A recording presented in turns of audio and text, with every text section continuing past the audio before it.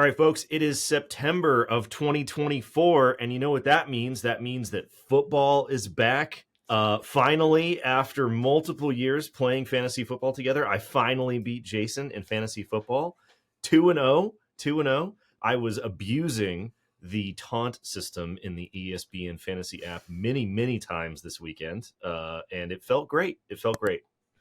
After a couple episodes off, I have returned. There were no Ravens sent my way for any news. I feel very underappreciated that there was no Raven budget put in for me. And I come back and I get alerts and it says Jacob Horn on the alerts. And I'm like, oh, no Ravens, because he's going to tell me face to face. Nope, just wanted to tell me that he was smacking me around in fantasy football. That's how I enjoyed my Sunday. That's how we lead back into my return episode. And boy, do we have a little bit of news. Yeah, absolutely. So you came back just in time because, football's back. And as if, just as quick as everything else, CMMC is now back, everybody. You remember way back in the day when it was the day after Christmas and everybody had opened their presents and we were all on vacation and it was New Year's and everybody was having a great time? Well, that wasn't very long ago. And if you thought at that time it's going to be a really long time before I have to worry about this CMMC thing, boy, were you wrong. And so we today are going to talk about the last major milestone that the 32 CFR CMMC rule needed to pass on Friday, September 13th, 2024. The 32 CFR CMMC final rule officially cleared regulatory review. That is the last step before publication in the Federal Register. This is the last major milestone before the official market rollout of CMMC, the point at which CMMC assessments are commercially available, the point at which all hell will break loose. Your customers and competitors will start to push you to get CMMC certification, even though it will be many months before CMMC level requirements actually show up in DoD contracts. Kid gloves are off. The rulemaking process is essentially done. If you have not started yet, right? We've normally danced around this point. We've normally said this very gently. If you have not started yet, you are desperately out of time. And you need to begin immediately if you plan to continue working with the DoD. If you don't know where to start, we have a tool for you. We created at Summit 7 what we call the Pathfinder tool. It's free. You answer a couple questions, and it will walk you through the exact set of steps that you should go through in order to navigate this journey, including the very first step of where you should begin. So we'll put the link below. There should be something on the screen for you to look at. You should go check that immediately. Right after you finish listening to the entirety of this podcast, make sure you like and subscribe. Jacob, okay. I feel like after the plug, I feel like that the great poet Ludacris in the Book of Sonnets, Word of Mouth, had an insert called Back for the First Time, and that's exactly what CMMC is doing. The premise of the song is that I'm here, I am introducing myself, but I really have been here all along, right? Mm-hmm. You've known I was here, you knew it was coming, now I've officially shown up. What will you do, right? So that's what we have with CMMC. We've known it was coming all along, right? We knew that the train was moving down the tracks. We knew that it was rumblings that CMMC was going to be here. Now it is here. And for the longest time, we were like, what will happen when organizations have to knuckle up? And now with the finalization of 32 CFR, guess what? We're knuckling up. Luda. All right. So, okay. So like we were saying, this is a major milestone. This is the big one. This is the rule we've been waiting on since the end of 2020. This is the rule that took a really long time to get developed and get submitted for regulatory review.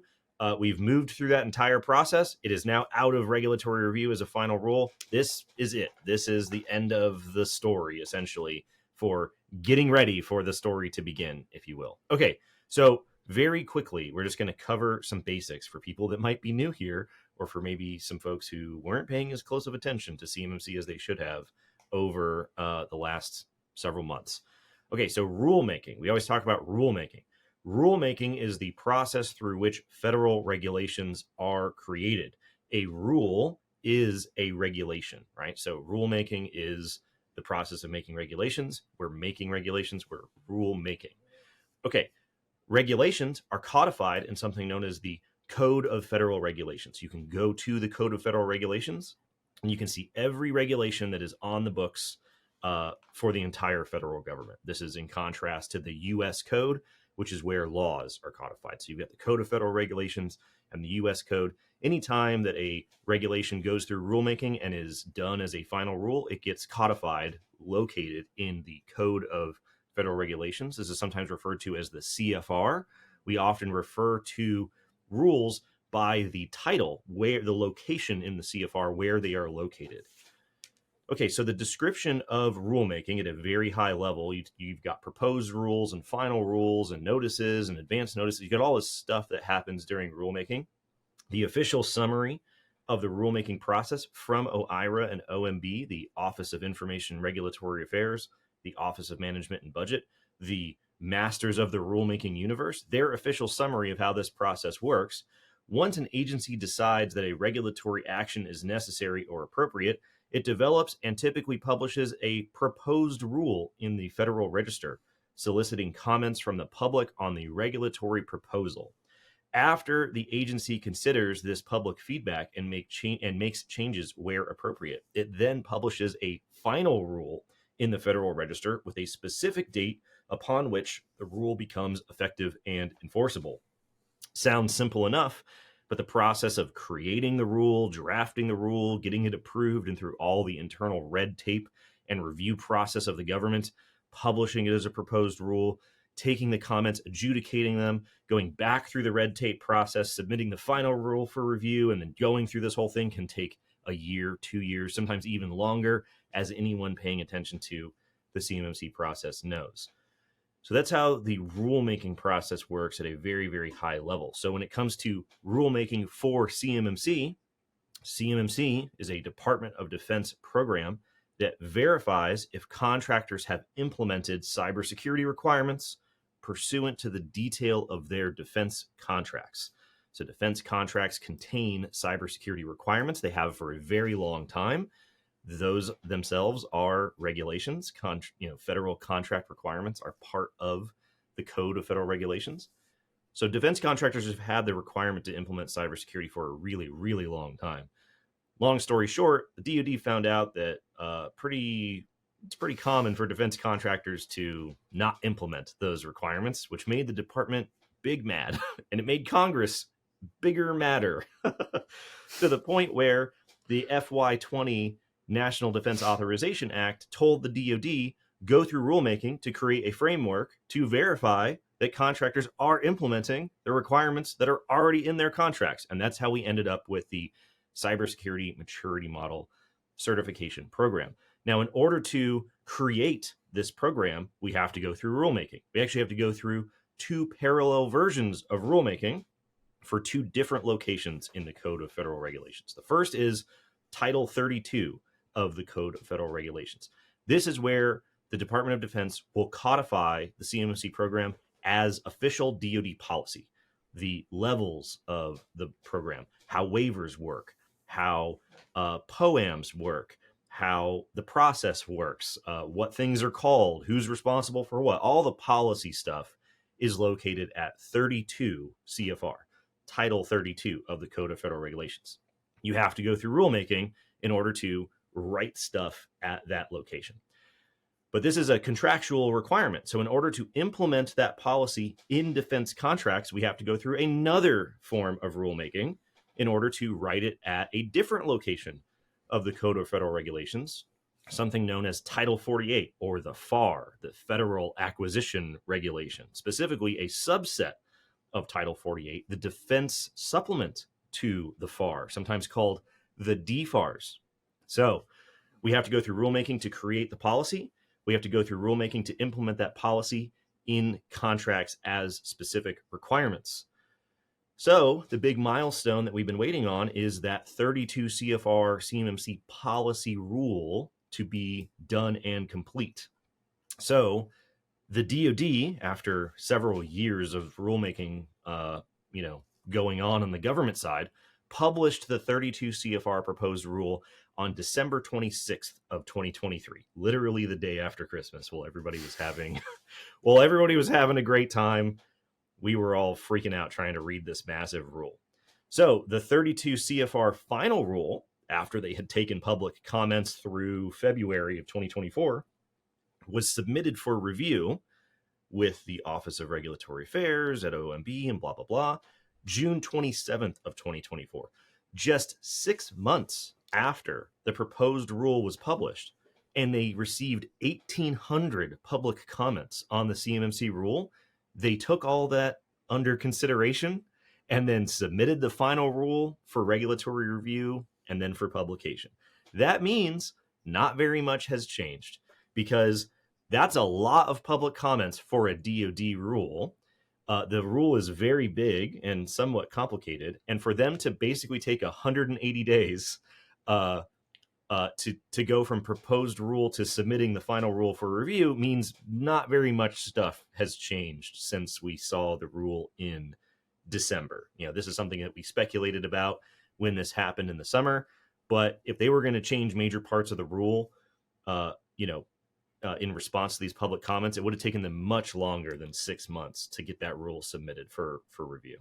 Yeah, that, and then I think that when we evaluated the comments as a whole, we saw that there was a majority of them that were grouped together on certain topics that could be just addressed with like an umbrella change, right? It wouldn't be there's 1,800 different changes that need to be made. Maybe there's 4 or 5 different changes, and all the comments were kind of concentrated to that. So we saw that. We saw a lot of comments regarding cost and things like that, which will obviously be stiff-armed out of the way, right? Like a good running back coming through the hole, right? This isn't our place. This isn't your place for the comments, and there's no concern here. So I really think that the reason that we see the expedited, timeline here that we've noticed this expedited process, everything's moving quite faster with everything that has to do with rules, and probably could expect this moving forward to 48 CFR. But what I've noticed is that it's kind of convenience related, right? Where it's the convenience factor of all of those comments being grouped together kind of similarly to the same topics that need very small addressing from the DoD. Kind of one of those perfect storms that works out, that maybe that's why it expedited. But I think that that's not to overlook the fact that I think that the entire DoD has a little flame under their tails, like getting them to move quicker. Yeah. And I mean, and this is a longer story that we're not really going to get into in this episode, but most public comments are irrelevant. Most public comments are out of the scope of the rule. Most public comments on CMMC confuse what CMMC even is at its most fundamental level. Most people who hear about CMMC think that it's imposing requirements on them, and that's not what CMMC is doing. Defense contractors already have cybersecurity requirements. Even if you're a new defense contractor, something different in your contract is imposing cybersecurity requirements on you. CMMC is imposing the requirement to verify that you have done those things. And so people often submit comments on the cost of CMMC and then cite the cost of implementing and maintaining cybersecurity requirements, which is not in the scope of the CMMC program. Costs associated with assessing and verifying those requirements are relevant, but the cost of implementing is not. And this is just a quirk of the rulemaking process. You have different rules and different programs that are responsible for different things. So if you submit your comment about that other thing, it isn't considered to be relevant on this thing, which is why you could have 1,800 public comments and have the DoD basically go, these mostly aren't relevant whatsoever, because they're sort of missing. They're accurate in terms of, yeah, there are costs with implementation and maintenance, but it's on the wrong rule. It's a super fun game. We've talked about this in the past, but that's why they're able to go so quickly. A lot of the comments aren't relevant, and they're not going to make major changes as a result. So on that topic, I know that, one of your hobbies as you're doom scrolling on your phone is to read through public comments and kind of evaluate them, assess them, see where the thoughts of the industry are, right? Do you see any public comments that you feel like obviously will get pushed off or disregarded in the 32 CFR process that will then carry over? Like, hey, let me take my stab when 48 CFR comments come through. And those will get pushed off as well, like completely irrelevant to both rules that, it's past the point of being addressed. Yeah. So without getting into too much of a tangent, I gave an entire talk on this at CS2 DC back in the summer of 2022 called A Predictable Surprise, because if you go back and you read the history of DFAR's cyber rulemaking from 2011 to 2013 to 2016 to 2020, and then you read the comments that were submitted and how the DoD responded to those comments, and then you read the comments that were submitted in 2020, 2023, and so on, it's the same comments, which means you're going to get the same responses, right? You're making the same arguments about the same stuff, but you're expecting a different policy position from the DoD. And so far, there has been no evidence that the DoD is going to change their policy position when it comes to the cost, burden, impact of cybersecurity requirements as contractual requirements. So if you're thinking that the public comment process is going to somehow derail this program or fundamentally overhaul this program and change it, you're most likely wrong. Now that we've seen that it only took them 6 months to get through the adjudication process and submitting the final rule for review, I would say that's another piece of evidence that anybody waiting on the comment process to change things were also wrong. But just to get back to the timeline. So we had the 32 CFR proposed rule published in December. Then we had the final rule submitted for review in June of 2024. Then the 32 CFR rule cleared regulatory review on September 13th of 2024. That means that it only went through review for 79 days. The standard window of review for OIRA is 90 days. They can request up to 120 days, but they didn't feel like they needed the full 90 days or the 120 days because they just saw this rule 6 months ago and there clearly aren't any major changes. So why would you need to take a bunch of extra time in order to review it? The review process went faster than normal. The process of going from publication to submitting for review went 50% faster than normal.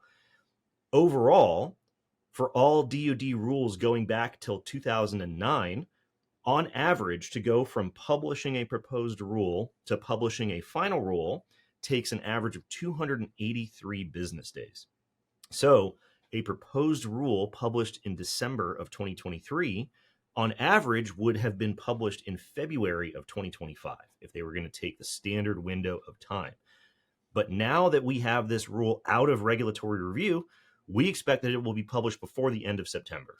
I mean, typically, it takes less than 2 weeks for rules to be published. One of the X factors that is happening right now is it's the end of the year. It's also an election year, which means there's lots of rules that are getting published, which means the backlog and the queue for the Federal Register to get everything, formatted and published can start to stack up. So, I mean, it could take slightly longer than that, but it's not going to take months for this rule to be published. If they publish it on September 30th, that would be 190 business days since the proposed rule was published. That's 33% faster than average for DoD rules since 2009, right? The long pole in the tent was everything that happened before the proposed rule was published. And this is what we told people literally for years was there's a bunch of stuff happening. There's a bunch of duck feet paddling under the water that you can't see, that they can't talk about. But once the rules are submitted and published and submitted and published, things are going to start to feel like they're happening very, very quickly, and you won't have enough time at that point to start from scratch. And it's, kind of a crappy situation because you have to start on a thing that you don't necessarily believe will happen before you know for sure in black and white that it has happened. But if you wait until it is in black and white and codified in the Federal Register, you will be months and months and months behind. And for a lot of people, that might be too far behind in order to deal with the various second order effects that may set in. You can ask anybody that has experience working with the government, like, what do you think of the speed, the sense of urgency that the government expresses when they're working on things? And usually it's not blistering fast or breaking records or trying to beat, the last time they did something, trying to do better this time around. And then that's all of a sudden now what we're seeing with the CMMC rule. Now, there's two things that I think go into it. I'm going to ask you quickly what your three things are, but the two things that I think that go into it are, one, the minimal changes that we've discussed. There's not very much to change. We think we've written it kind of as close to as good as it's going to get this first time around. The second time, just the nature of what it represents, right? I think that there is an underlying rumbling or motivation to provide cybersecurity to the defense industrial base because of, as a whole, what a cybersecure supply chain realistically represents, right? Like our defensive competitive advantages and et cetera. So I think that those are the two things that motivate it. What I wanted to ask you was real quickly, what three things do you think push this rule quicker than rules that you've seen in the past? All the evaluations that you've done, you've evaluated rules left and right, different agencies, multiple DoD rules, just to see what the timeline is. And now they're like, you know what? It's almost and I don't want to sound like conceited in a way, but it's almost like they have a grudge against you, and they're like, oh, you said it normally takes us this long, like we want to beat you now. Like that's what it seems like. I don't think that the system cares. The system doesn't. I don't think so either. But it's just funny how it's working out that way. Yeah, like if I mean, put it away. it's definitely not because of anything that I've said. Anybody that has studied the motivation behind this rule for any amount of time realizes that this isn't a joke, right? This isn't a laughing matter. This isn't some arbitrary thing that the DoD just cooked up one day in order to punish small businesses because of some weird crocked up idea that they somehow want to like pull one over on the defense industry. We're losing the war. We've been losing the war, right? There is no indication whatsoever that cybersecurity, even at an extremely basic, narrow, moderately helpful level, will be implemented in the defense industrial base unless people are absolutely forced to do it almost at gunpoint, essentially threatening that you won't get defense contracts anymore. This all goes back to years and years and years of constant supply chain compromises, constant data compromises in the defense industrial base. Congress and the Armed Services Committees are pissed. They've been pissed, right? Listen to the hearings, read the readouts, right? Look at what they've been talking about for years. DoD is pissed. If you look back when Secretary Mattis was SecDef and the Protecting Critical Technology Task Force that they stood up as a result of F-35 getting compromised, F-22 getting compromised, Sea Dragon getting compromised over and over and over and over again, right? All of the cybersecurity rules that they have issued for DFAR cybersecurity requirements sometimes went around the normal rulemaking process to be published as what were known as interim final rules, which don't have a public comment period. There is no proposed rule that proposes the changes and hopes to see what you might think about the validity of the DoD's position. They're just final rules immediately. For some reason during this process, circa summer of 2022 into early 2023, the DoD didn't get an interim final rule. Everyone listening to this right now, if you are not already done with your CMMC implementation, you are incredibly lucky that the DoD did not get approved for an interim final rule, because their goal was to slap an interim final rule for 32 CFR at the end of 2022, at the beginning of 2023. And only through the coincidental, multifaceted set of variables that aligned in such a way that DoD had to go through the standard rulemaking process rather than the accelerated rulemaking process are you listening to this podcast right now, having not been smashed by the rollout of CMMC. Now, this might be some thing that is very difficult for people to understand. If they had been approved for an interim final rule, then you might not be working with the Department of Defense as you listen to this podcast right now. So count your lucky stars that the bureaucratic process took longer than the DoD wanted. But even within that standard process, they're going faster than average. Much, much faster than average. You good? Okay, so as far as when the rule, I'm good. I'm good. But right. yeah, this idea that this is just some arbitrary thing that's cooked up. If you're new here, you got a lot of history that you got to catch up on. If you don't have time to catch up on that history, we'll link to a video where I summarize basically 10 years of DoD cyber rulemaking in about an hour. If you don't care about that or you don't have the time, just believe me at this point. The DoD is more than justified in their ability to issue these rules. There's a reason why they're going so quickly. But on to the publication of the final rule. We expect that this will be published before the end of September in the Federal Register, at which point that's basically it. Now, because this is what is known as a major rule, right? Because it has a significant impact whenever the rule is published, there are rules around major rules that require a 60-day delay from the time it's published until the time that it is effective and enforceable. This is primarily so that Congress can review major rules. This is a standard part of the red tape of rulemaking. 32 CFR CMMC is a major rule.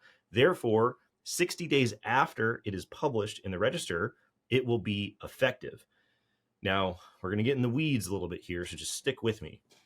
60 calendar days after the rule is published, let's say September 30th, still would have an effective date within Q4 of 2024. But the Congressional Review Act, that is the thing that governs Congress's review of major rules, doesn't talk about 60 days, 60 calendar days. It talks about 60 days that Congress is actually in session. And there are not 60 session days left in the calendar year because Congress only works 2 weeks a year. They don't work at all in October. There's an election. There's a bunch of other things that they have their minds on. So they aren't going to just be, going through the legislative process like normal. We won't have a total of 60 legislative days until the end of Q1 of 2024. So the big question is, will the rule be published with an effective date 60 calendar days later or 60 legislative days later?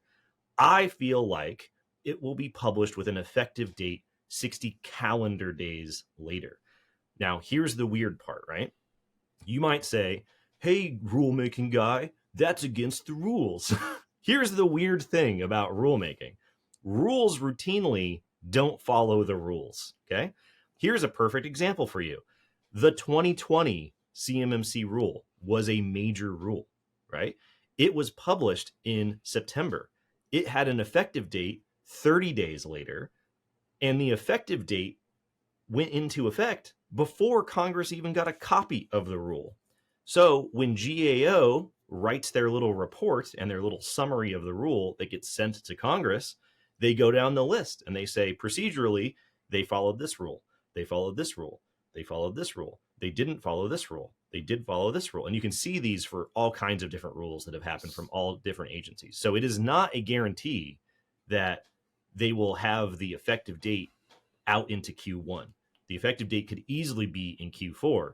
And even though that's not technically how things are supposed to play out, that is just kind of how the weirdness works. So I wouldn't pin the effective date as like, oh, that's the day that we're going to start, because it is a very squishy thing. 2 questions on that. First, what necessarily happens in the congressional review, or what could happen from the congressional review? Could they be like, hey, this part of the rule needs to change. Y'all need to go back and re-review this because OIR's already reviewed it.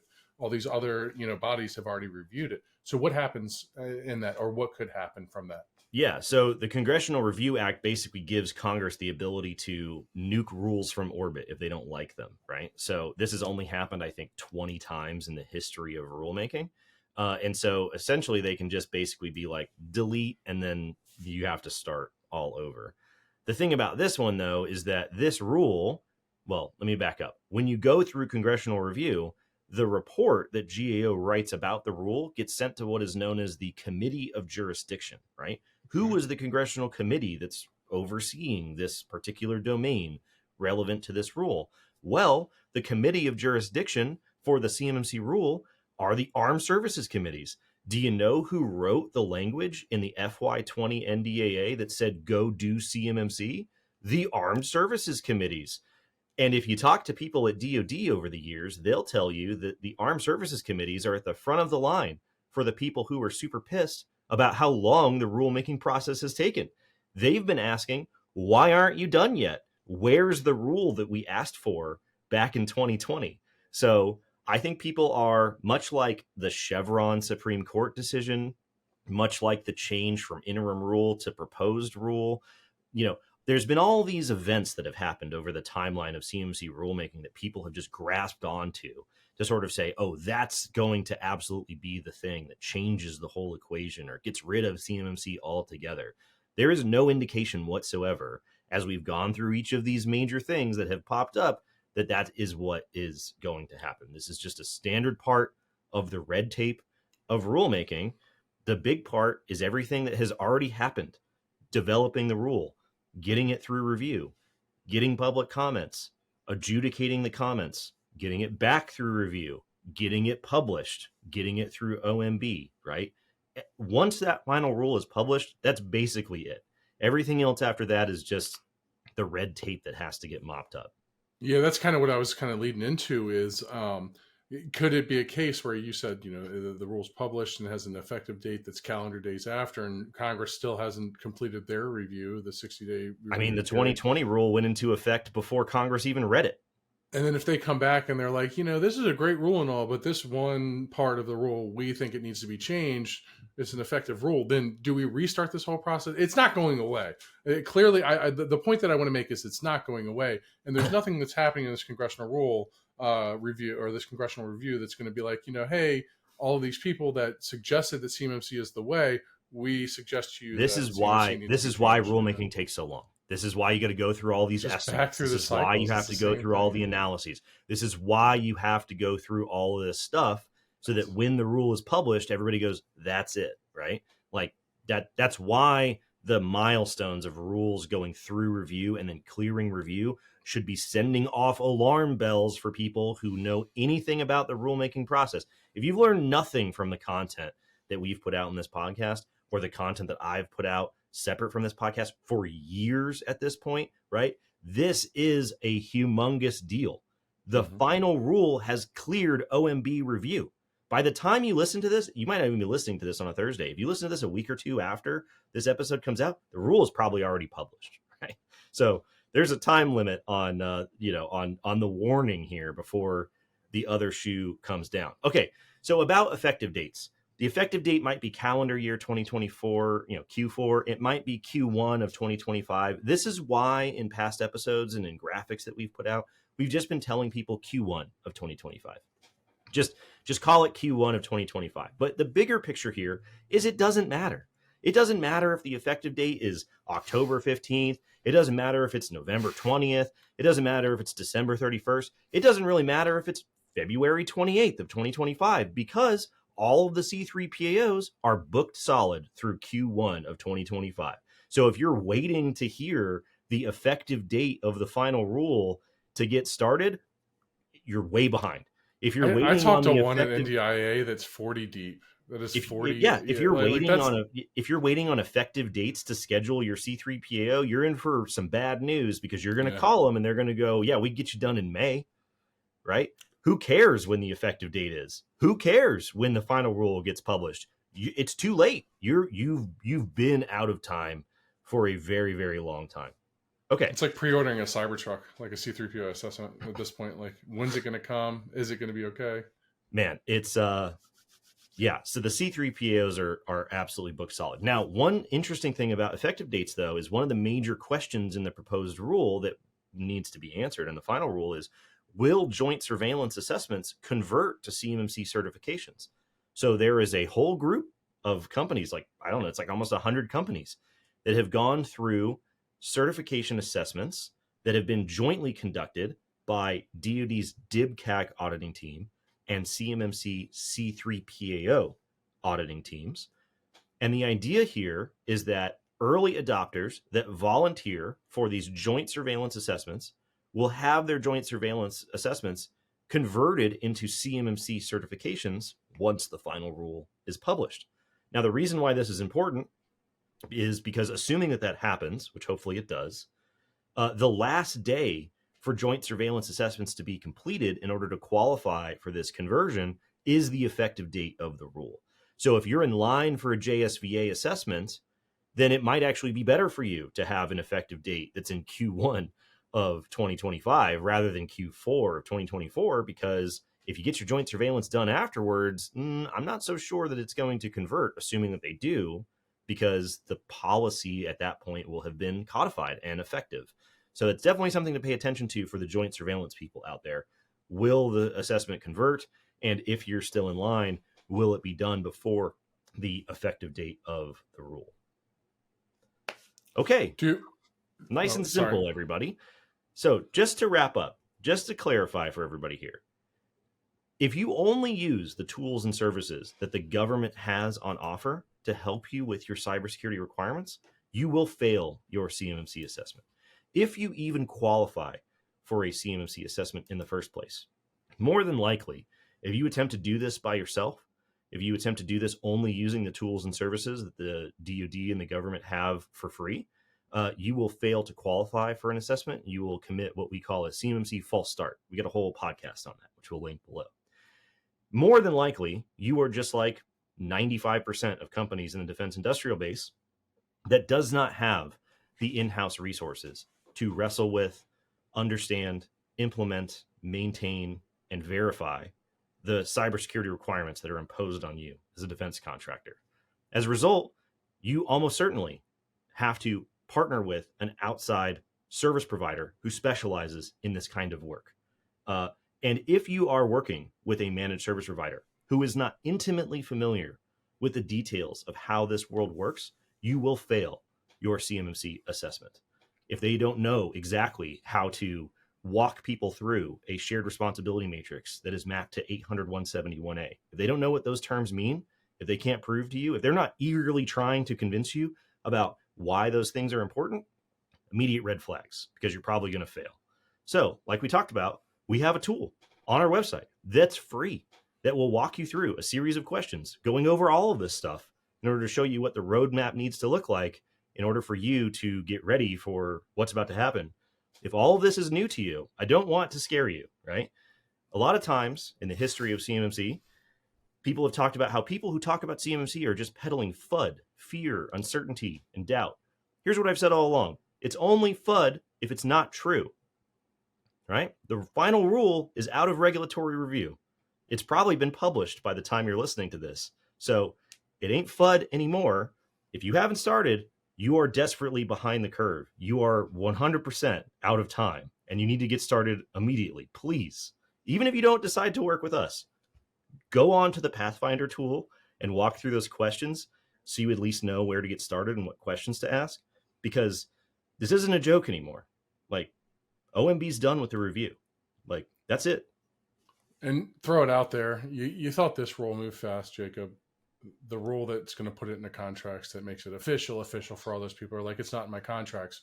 You think this one was fast? Strap in.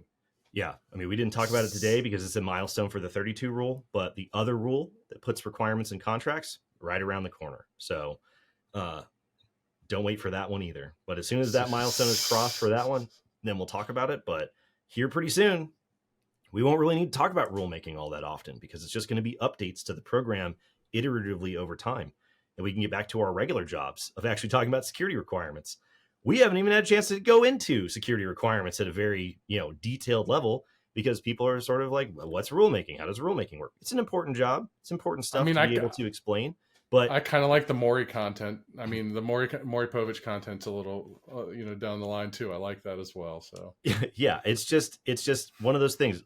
I have no problem. I enjoy explaining rulemaking to people. I, as a cyber engineer by training, have thoroughly enjoyed learning about the details and the intricacies and the weird idiosyncrasies of the regulatory process. Boy, has that been an adventure.